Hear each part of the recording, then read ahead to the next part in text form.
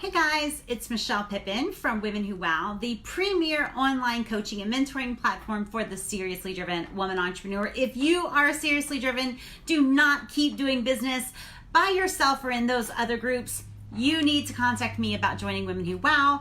You can message me at m.me/Women Who Wow. Today, I am so excited to talk with you guys about this one prospect. I will never ever forget her, although I think to spare me doing something I'd regret, I have forgotten her name. Honest to God, I've forgotten her name. But something tells me she's still on my list. So probably if I went through my list, I might find her. I don't know if she would remember this, but I'll tell you that I remember it because I was counting on her money so much. I want to tell you a little bit about this time that I had followed all the rules. I was kind of new in business and I had been getting some success under my belt. And I had this woman who saw me speak at this event and she reached out to me and I did my whole complimentary kind of consultation, and she kind of said the magic words, how can we work together? And I followed my system, like, listen, we still have time in this complimentary session. If it's okay with you, I'll email you how we might be able to work together. And she's like, absolutely, definitely email me. And before we hung up from that consult, she said, please promise you're going to email me about how I can work with you. And I said, absolutely, I will. So I sent her the email and it gave her basically 3 options. So I'm going to actually try to share this over to our, over to my page. All right, so she says, I sent her the email and it gives 3 ways that we could work together. And she writes back and she says, and it was, I'll never forget it, it was a live, intensive, I think back then it was maybe $3,000. It was private coaching. I forget how much that was when I did that back in the day. And it was a blueprint, right? And so, typically I would send out these emails that said, here's the way we can work together. And you choose, my little line, you choose what works for you and your sense of urgency, your budget and your sense of urgency. And she emailed back and with these beautiful words, I want it all. She wanted me to do the blueprint. It wasn't an intensive. It was a blueprint. It was an in-person VIP day, and she wanted ongoing coaching. I felt like I was on cloud 9, right? So I'm thinking, oh my God, this has never happened before. It was such an immediate yes. It was an immediate yes when we were on the phone. I sent her the email. It was an immediate yes back. So I'm just waiting for the money to come in, right? And anyway, the money never came in. Not only was she not a yes on all 3 of those things, but she wasn't a yes on any of the things. She just basically ghosted me. This was way early in my business. I'm assuming maybe 2008 or so. And I was not accustomed to being ghosted at that point, to be honest with you. But I also was not accustomed to getting somebody who says, yeah, I want all of it, custom coaching, private coaching, the blueprint and everything else. And so it was this woman who I still probably am not very fond of, but she taught me to be suspicious of the immediate yes. And I started doing something that I now realize through reading other sales experts and stuff was pretty smart. When I would meet people, whether they were at my event or speaking at somebody else's event, or they just had stumbled upon my website or whatever, they would say to me, oh my God, I have to work with you, right? I have to work with you. I need to get a business coach. I need you to be my business coach, or I need to join your retreat or whatever. And I learned to do something that I want to share with you guys now because it is so critically important and the sales psychology behind it is pretty profound. So I learned to say, why do you think you need a business coach? And or back in the day, why do you think you need to hire a copywriter? Why do you think you need new copy? Or why do you think you need to join Women Who Wow? And I learned to say this because when people came up front with I need to work with you, I need to hire you, I need to join your group, I learned to say, why do you think you need that? Because the sales psychology of that is then they start to justify their own argument for spending money on their business, right?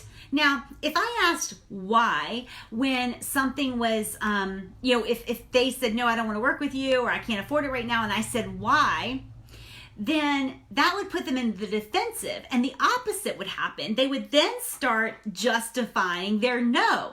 But before we get into me, like when they say, hey, I'd like to work with you, I want to hire you, I want you to do my copy, I want to join Women Who Wow. If I don't know them, I'm immediately going to say, why do you think you want to join? Or why now? Or why do you think you need a business coach? Or why do you think you need a copywriter? When I said that, they weren't prepared for that. I started to get real insight into how they were making that decision. But on the flip side, before they even saw price or anything else, they were justifying the decision that they had already made. And so I encourage you to do that. So there's a couple ways that you can employ this in your business. So when somebody comes up and says, I'd like to work with you or whatever, don't fall all over yourself like with some sort of elevator speech or sending them a contract or jumping ahead of yourself. Be casual about it. Why do you think you need to work with me? Why do you think now's the time for you to join my team? Why do you think that this company is right for you? Why do you think you need new copy? Why do you think you need new headshots? Why do you think your website needs to be redone, right? And so when somebody says, I want to talk to you about that, don't just go into your sales spiel. Hold back, man. Hold back and say, why do you think this? Why do you think you need this? I am telling you, it will dramatically increase your sales. It just will, because they start to rationally justify the emotional decision that they made, right? And so I just wanted you to, I wanted to share that with you. I actually shared it on another live stream video and talking about the time that my boyfriend cheated on me with a girl with a bone through her nose. And anyway, that video never made it up, so I'm not sure what's up with that. But I wanted to get this sales information into your hands, even if you never know the story about the woman with the bone through her nose. And so we'll be fine not knowing that story. But I did want to let you know about this. So here's 2 ways that you can use why. So the first why is, just to have them justify their assumed yes. Don't just go into a sales pitch. And so that's one word. The second word that you can use is because, right? So instead of when somebody says it's not the right time for me, or I can't afford it, or I can't move forward at this time, don't say why, because that again gets them justifying their decision. If their decision is no, you don't want them to justify it. Just the same way you don't want your daughter, if she has a boyfriend you don't like or can't stand or can't fathom having as a in-law one day, you don't want to put her in a defense mode, right? Because then she's constantly justifying her decision to be with him. When you ask like, why him, and you're putting her in the defensive posture, she's not seeing him anymore for what you see. She is always in defense mode. The same thing happens when somebody gives you an objection. If you're asking them to defend it, well, why? Why do you think that's true? Then what happens is they start to cement that objection in their own minds, and you don't want that. So here's another word you use. Instead of why, and that you only want to use why when they're an assumed yes. When they're saying no, you don't want to use the why word. You want to use because, right? So I'll give you how this, might work out. Like, I think I'm going to wait. I think I'm going to wait till next time. I think I'm going to wait to buy the car. I think I'm going to wait to invest. I'm not sure now's the right time. Then just, excuse me. That was not a COVID cough. I'm totally fine. You want to use the word because, right? So it's like, I don't think it's the right time because, right? And let them fill in the blank. You will get far more valuable and more accurate information regarding what is going on with them. So I wanted to redo this video for you guys so that you can use the word why and the word because most effectively in your sales conversations. And I do want to give a shout out to the person that I heard. I didn't hear about this when I started using the why response. I didn't hear about this guy back then, but I was just reading about him, and his name is Richard. No, Richard Duggal.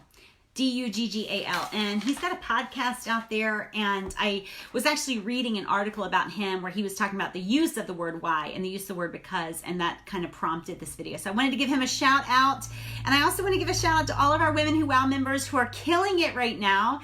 I am so proud of you and so excited to be in your midst.